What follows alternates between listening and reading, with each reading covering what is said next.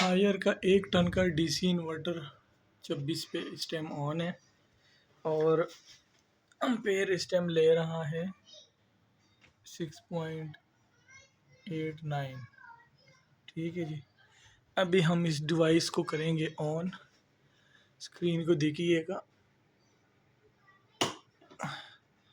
जैसे उसका ऑन हुआ U1 पे आ गया और यहाँ पे देखेंगे आप एम्पेयर कैसे